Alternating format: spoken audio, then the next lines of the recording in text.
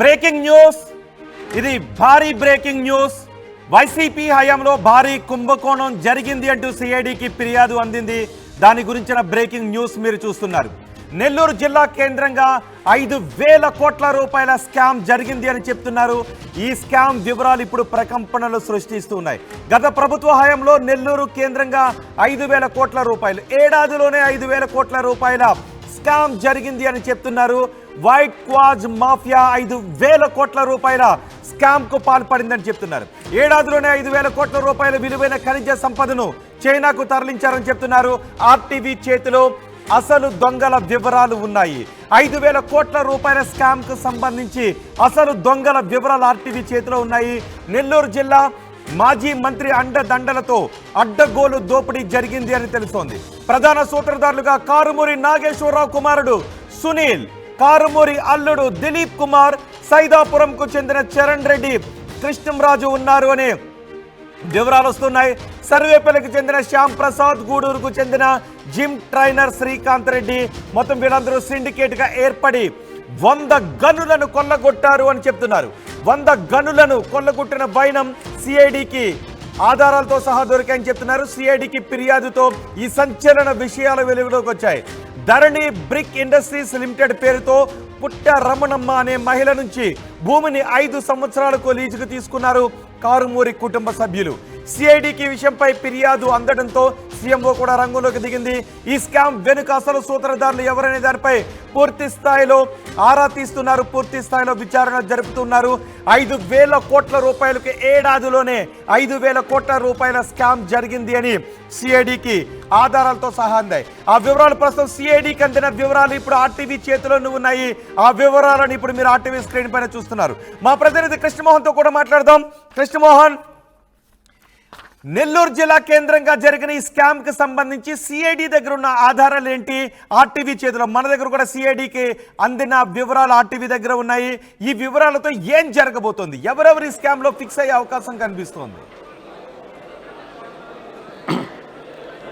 Yes sir Rohit, మొత్తం మీద నెల్లూరు జిల్లాలో, కేవలం నెల్లూరు జిల్లాలో సర్వేపల్లి, వెంకటగిరి నియోజకవర్గాలలో కేవలం 1 సంవత్సరం రోజుల పాటు యథేచ్ఛగా జరిగిన దోపిడిలో 5,000 కోట్ల రూపాయల ఖనిజ సంపదను, మైకా క్వార్జిన్ కావచ్చు, వైట్ క్వార్జిన్ కావచ్చు, అధికారపూర్వకంగా ఎలా కొట్టగొట్టారో అనేది, ఎలా చైనాలకు అంటే అంతర్జాతీయ మార్కెట్కు ఎలా తరలించారు అనే అంశాలని కేవలం మొన్న సిఐడి మాత్రమే సిఐడి కంప్లైంట్ చేశారు. కానీ మన దగ్గర సాక్ష్యాలతో సహా అసలు సూత్రధారులు ఎవరు, సూత్రధారులు ఏ మాజీ మంత్రులు ఉన్నారు, వాళ్ళ అనుచరులు ఎవరున్నారు, వాళ్ళ బంధువులు ఎవరున్నారు, అల్లుళ్ళు ఎవరున్నారు, మొత్తం డేటా అంతా కూడా ఆర్టీవీ ఎక్స్క్లూజివ్గా చూపించే ప్రయత్నం చేస్తోంది రోహిత్.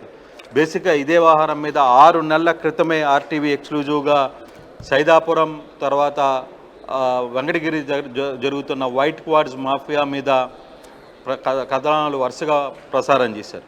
కానీ ఇదే వ్యవహారం మీద గతంలో సర్వేపల్లి మాజీ ఎమ్మెల్యే, ప్రస్తుతం TDP MLA, Sarvepalli MLA Somireddy Chandramohan Reddy చాలాసార్లు చెప్పారు మీడియా ముందుకు వచ్చి, అయ్యా ఇక్కడ తెల్ల క్వార్జిని భూముల్ని మొత్తం కూడా తవ్వి గ్రామాలని ఖాళీ చేస్తున్నారని ఆయన చాలామందికి ఫిర్యాదు చేసినా ఎవరు పట్టించుకోలేని పరిస్థితి.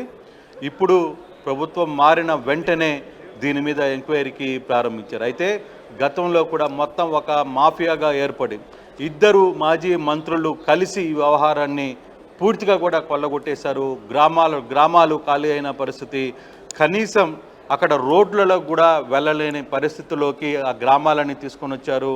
గ్రామస్తుల రైతులు పొలాల్లో ఉన్న ఆ క్వార్జిని ఏవైతే ఉన్నారో ఆ క్వార్జిని సడన్గా చైనాలో మార్కెట్ వచ్చేసరికి చైనా మార్కెట్కి తరలించే ప్రయత్నం చేశారు.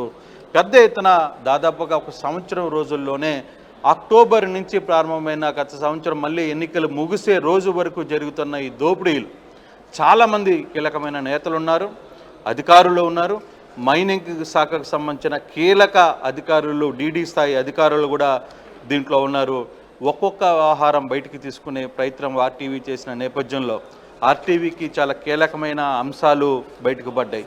అయితే బేసిక్గా దీంట్లో రికార్డెడ్గా దొరుకుతున్న దొంగలు కొందరైతే అన్రికార్డెడ్గా దొరుకుతున్న దొంగలు వెనకాల ఉన్నారు. ముందు రికార్డెడ్గా ఎవరు ఈ వ్యవహారాన్ని అంతా కథ నడిపించారో చెప్పే ప్రయత్నం అయితే చేద్దాం. ఆర్టీవీ ఎక్స్క్లూజివ్గా దాని డాక్యుమెంట్స్ని అయితే సంపాదించింది.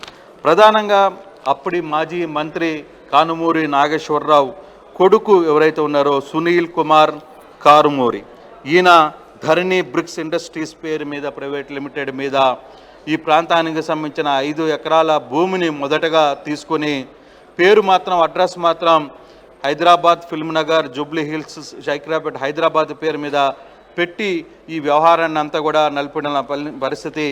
సైదాపురం మండలంలో పట్టా ల్యాండ్ పేరు మీద పొట్టి శ్రీరాములు జిల్లా నెల్లూరు ఓరుపల్లి సైదాపురం పట్టా ల్యాండ్ మీద లీజుకి ల్యాండ్కు తీసుకొని దీనితో ప్రారంభించాడు ఈ వ్యవహారాన్ని మొత్తం కూడా చెన్నైకి ఎక్స్పోర్ట్ చేసే పరిస్థితికి దాదాపుగా సునీల్ కుమార్ కానుమూరి చేశారు. మరోవైపు కేఎస్ఆర్ కన్స్ట్రక్షన్స్ పేరు మీద సైదాపురంకి సంబంధించిన మరో విలేజ్లో కేఎస్ఆర్కి సంబంధించిన వ్యవహారం పేరు మీదనే వీళ్ళు కూడా ఈ వ్యవహారాన్ని చేసే ప్రయత్నం అయితే చేశారు. దీంట్లో కేఎస్ఆర్ కన్స్ట్రక్షన్ పేరు మీద ఒకటి శ్రీమతి మేనేజింగ్ డైరెక్టర్గా ఉన్న కానుమూరు దీపిక, కానుమూరు మాజీ మంత్రి కానుమూరు నాగేశ్వరరావు కూతురు, అతని భర్త దిలీప్ కుమార్ అల్లుడు. సో మొత్తం కథంతా అల్లుడు నడిపేవాళ్ళు. అల్లుడు వేరే కొంతమంది వ్యక్తులను పెట్టి వ్యవహారాన్ని అంతా నడుపుతున్నప్పటికీ కానీ ఈరోజు అల్లుడు పేరుని ఈ కేసులో లేకుండా చేయడానికి కూడా కొన్ని ప్రయత్నాలు జరిగాయి.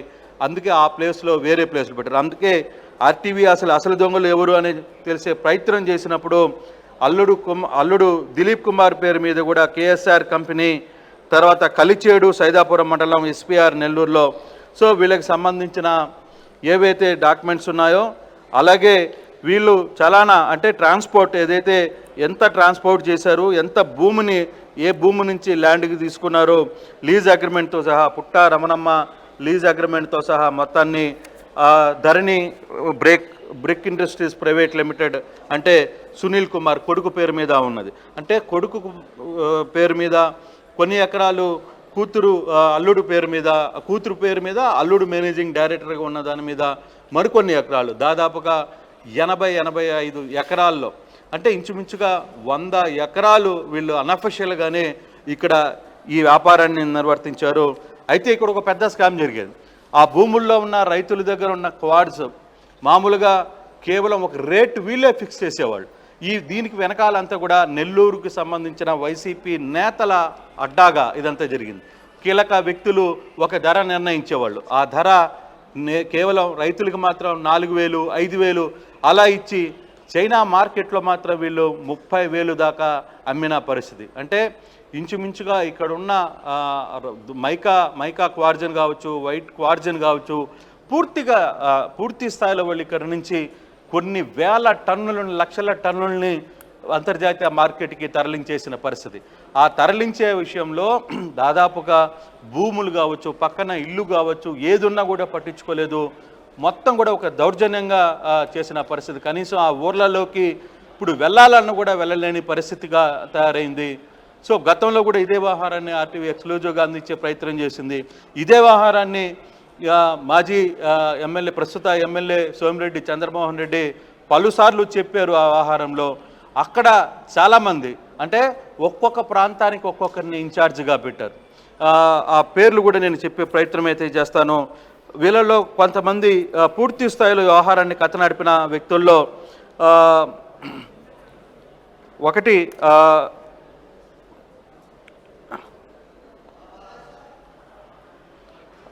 సర్వేపల్లికి సంబంధించిన కొంతమంది, అలాగే గూడూరుకి సంబంధించిన గూడూరుకి జిమ్ ట్రైనర్గా ఉన్న శ్రీకాంత్ రెడ్డి అనే వ్యక్తి. ఈ వ్యక్తి నెల్లూరులో ఉంటారు.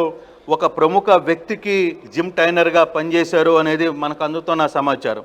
అంటే ఆ ప్రముఖ వ్యక్తికి సంబంధించిన డేటా కూడా మన దగ్గర లేదు. అందువల్ల ఈ ట్రైనర్ శ్రీకాంత్ రెడ్డి, తర్వాత సర్వేపల్లికి చెందిన శ్యామ్ అనే వ్యక్తి, అలాగే నెల్లూరు జిల్లా సైదాపురానికి చెందిన చరణ్ రెడ్డి, కృష్ణంరాజులు అనేవాళ్ళు, వీళ్ళందరూ కూడా మొదటగా రైతుల నుంచి సేకరించి వీళ్ళు చెప్పిన రేటుకే అమ్మాలి. అంటే ఈ ధర నిర్ణయించేది పార్టీ ఆఫీసులోని కేంద్ర కార్యాలయం నుంచి కీలక వ్యక్తులు అక్కడ ఆదేశాలు జారీ చేస్తారు. అక్కడ స్థానికంగా ఉన్న నేతలు, అధికారంలో ఉన్న కొంతమంది నేతలు అక్కడ రేటును నిర్ణయించేవాళ్ళు. ఆ రేటు ప్రకారమే వీళ్ళు కొనేవాళ్ళు. మిగతా వాళ్ళు ఎవ్వరూ దాన్ని కొనడానికి లేదు. వీళ్ళు అమ్ముకున్న దానికి వీళ్ళు చెప్పిన వాళ్ళకి మాత్రమే ధర అవ్వాలి, వీళ్ళు చెప్పిన వాళ్ళకి మాత్రమే ట్రాన్సిక్ట్ వస్తుంది, వీళ్ళు చెప్పిన వాళ్ళు మాత్రమే ట్రాన్స్పోర్ట్ కూడా చేసుకునే పరిస్థితి ఉంది. మిగతా ఏ వ్యక్తి వ్యాపారం బయట నుంచి చేయడానికి లేదు అనేది చాలా స్పష్టంగా గతంలో సాక్షాత్తుగా అప్పుడు వైసీపీలో ఎంపీగా కొనసాగుతున్న వేమిరెడ్డి ప్రభాకర్ రెడ్డి సొంత మనుషులు, సొంత బావమరిదికి సంబంధించిన వ్యాపారస్తులు కూడా అక్కడికి వచ్చి మా భూములు కూడా మాకు తెలియకుండా ఇక్కడ అమ్ముడుపోతున్నారు, కొట్టేస్తున్నారు, మొత్తం మా కనీస వ్యాపారాన్ని కూడా వాళ్ళే. ఇందులో ఎవరెవరికి ఈ వ్యవహారం ఎవరెవరి మెడకు చుట్టుకునే అవకాశం ఉంది కృష్ణమోహన్? ఎందుకంటే మైన్స్ మినిస్టర్ గా పెద్దిరెడ్డి రామచంద్రారెడ్డి ఉన్నారు. అప్పుడు నెల్లూరు జిల్లాకు చెందిన ఒక మాజీ మంత్రి అండదండలు ఉన్నాయని చెప్తున్నారు. పశ్చిమ గోదావరి జిల్లాకు చెందిన మాజీ మంత్రి కుటుంబ సభ్యులు ఇందులో ఇరుక్కున్నారు. సో ఇవి ఎవరెవరి మెడకు చుట్టుకునే అవకాశం ఉంటుంది? అదే కథ ఇప్పుడే ప్రారంభమైంది. ఈ వ్యవహారంలో కథ ఇప్పుడే స్టార్ట్ అయింది. సో ఇది ఎంతవరకు వెళ్తుంది, ఎంత దూరం వెళ్తుంది, ఏ ఏ అధికారులు రోడ్డు మీద పడతారు, ఎవరు ఉద్యోగాలు పోగొట్టుకుంటారు, ఎవరు ఈ కేసు చుట్టూ తిరుగుతుంది, ఎవరికి ఎన్ని కోట్ల రూపాయల ఫైన్లు పడతాయి, ఎవరు అరెస్ట్కి వెళ్తారు అనేది కొంతకాలం నిర్ణయించే పరిస్థితి ఉంటుంది. కానీ ఈ లోపల మాత్రం దీనికి సంబంధించిన స్కామ్లో మాత్రం చాలా కీలక నేతలు రోడ్ల మీదకి వచ్చే పరిస్థితి అయితే ఉంది. చాలా ఇబ్బందులకు గురవుతారని చెప్పాడు. ఎందుకంటే వ్యవహారం కాస్త పూర్తిగా కూడా సీఎం దృష్టికి చేరింది. సీఎం వ్యవహారం మీద ప్రత్యేకమైన నిఘా ఏర్పాటు చేశారు. దీంట్లో ఎంతవరకు వర్కౌట్ అవుతుందో తెలియదు. అయితే ఇప్పటికే వైసీపీ నేతలు కొందరు టీడీపీలో ఇప్పుడున్న కొంతమంది నేతల్ని బతిమిలాడుకునే ప్రయత్నానికి అంటే సెట్ చేసుకునే ప్రయత్నానికి కూడా చర్యలు ప్రారంభమవుతున్నాయి అనేది, ఆ ప్రక్రియ కూడా ప్రారంభమైనది కొంతమంది చెప్తున్నారు. సో ఏదేమైనా వ్యవహారం జిల్లా నేతలు స్థాయి దాటి ఇప్పుడు వేరే స్థాయికి వెళ్ళిపోయింది. సో ఇది అక్కడ ఎంతవరకు వర్కౌట్ అవుతుందో లేదో తెలియదు. కానీ కానుమూరి కుటుంబ సభ్యులు దోచుకున్నది, అలాగే జిల్లాలో వైసీపీ నేతలు దోచుకున్నది, ఇవన్నీ కూడా ఈ కాగితాలు డాక్యుమెంట్స్ చూస్తే దాదాపుగా 5,000 కోట్ల రూపాయల ఖనిజ సంపదను నెల్లూరు జిల్లా వైసీపీ నేతలు ఎవరైనా రియాక్ట్ అవుతున్నారా?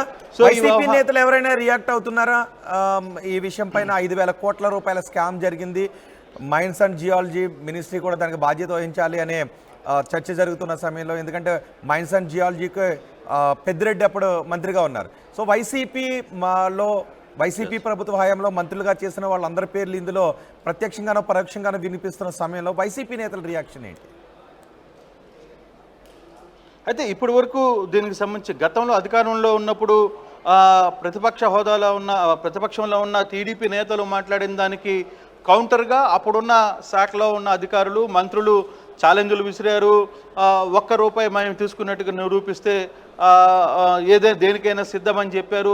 చాలా వ్యవహారాలు అయితే జరిగాయి. అయితే ఇక్కడ ఆసక్తికరమైన అంశం ఏంటంటే, గతంలో అక్కడ పనిచేసినప్పుడు ఈ వ్యవహారంలో నడిపిన కొంతమంది నేతలు కూడా ఇప్పుడు వాళ్ళందరూ కూడా టీడీపీలో ఉన్నారు. సో వాళ్ళని పరిస్థితి ఎలా ఉంటుందని ఇదే వ్యవహారం మీద సోమిరెడ్డి గతంలో కూడా మాట్లాడుతూ ఇదే వ్యవహారం మీద మనం మాట్లాడినప్పుడు ఆయన ఒకటే మాట చెప్పారు, చట్టం తన పని తాను చేసుకుంటూ పోతుంది తప్పితే ఈ వ్యవహారంలో ఎవరిని ఇరికిచ్చాలనో లేకపోతే ఎవరిని ఇబ్బంది పెట్టాలనో కాదు, ఒక వ్యవస్థలో ఇంత దారుణమైన మైనింగ్ అంటే ఇంత దోపిడీ జరుగుతుంటే ఎవరు ఎందుకు పట్టించుకోవట్లేదు? కనీసం దానికి సంబంధించి అధికారులు కావచ్చు లేకపోతే ఇంకోరు కాదు, ఎక్కడో దగ్గర ఒక కట్టడి ఉండాలి కదా, ఆ కట్టడి ఎందుకు ఉండట్లేదు అనేది ఇప్పుడు మిలియన్ ప్రశ్నగా మిగిలింది. కానీ తాను మాత్రం వ్యవహారం మీద పోరాటం చేస్తాను అని చెప్తున్నారు. అయితే మరో టైంలో ఇప్పటికే ఈ వ్యవస్థ ఈ వ్యవహారం పూర్తిగా బయటకు వచ్చిన నేపథ్యంలో మరోవైపు గతంలో ఉన్న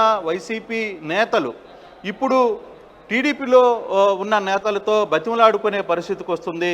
మమ్మల్ని జిల్లాలో ఆ వ్యవహారం మీద కొంత కాపాడండి అనే చెప్పుకునే పరిస్థితి కూడా వస్తుంది అనేది చర్చ నడుస్తుంది. కానీ ఆ వ్యవహారాలన్నీ కూడా త్వరలో బయటకు వస్తాయనేది చాలామంది సీఎంఓలో ఉన్న కొంతమంది నేతలే ఆ వ్యవహారాలను కూడా చెప్తున్నారు.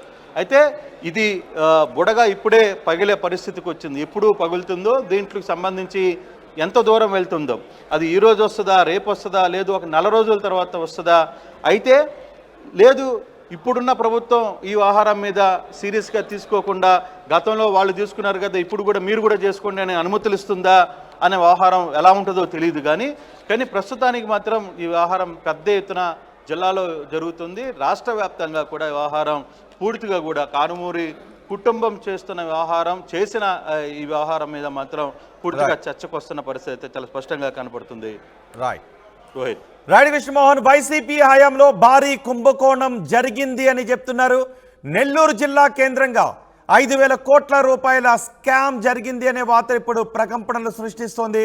వైట్ క్వాజ్ మాఫియా ఏడాదిలోనే 5,000 కోట్ల రూపాయల విలువైన ఖనిజ సంపదను చైనాకు తరలించారు అని చెప్తున్నారు. ఆర్టీవీ చేతిలో అసలు వివరాలు ఉన్నాయి. నెల్లూరు జిల్లా మాజీ మంత్రి అండదండలతో అడ్డగోలుగా దోపిడీకి పాల్పడ్డారని చెప్తున్నారు. ప్రధాన సూత్రధారులుగా కారుమూరి నాగేశ్వరరావు కుమారుడు సునీల్, కారుమూరి అల్లుడు దిలీప్ కుమార్, సైదాపురంకు చెందిన చరణ్ రెడ్డి, కృష్ణంరాజు, సర్వేపల్లికి చెందిన శ్యామ్ ప్రసాద్, గూడూరుకు చెందిన జిమ్ ట్రైనర్ శ్రీకాంత్ రెడ్డి సిండికేట్గా ఏర్పడి 100 గనులను కొల్లగొట్టిన వైనం ఇప్పుడు వెలుగులోకి వస్తోంది. సిఐడికి ఫిర్యాదులు రావడంతో ఈ సంచలన విషయాలు వెలుగులోకి వచ్చాయి. ధరణి బ్రిక్ ఇండస్ట్రీస్ లిమిటెడ్ పేరుతో పుట్ట రమణమ్మ అనే మహిళ నుంచి భూమిని 5 సంవత్సరాలకు లీజుకు తీసుకుంది కారుమూరి కుటుంబం. సిఐడికి ఫిర్యాదు అందడంతో సీఎంఓ రంగంలోకి దిగింది. ఈ స్కామ్ వెనుక అసలు సూత్రధారులు ఎవరు అనే విషయంపై పూర్తి స్థాయిలో ఆరా తీస్తున్నారు. రాబోయే రోజుల్లో ఎవరి మెడకు ఈ స్కామ్ చుట్టుకుంటుంది అనే విషయంపై ఆసక్తికరమైన చర్చ జరుగుతోంది.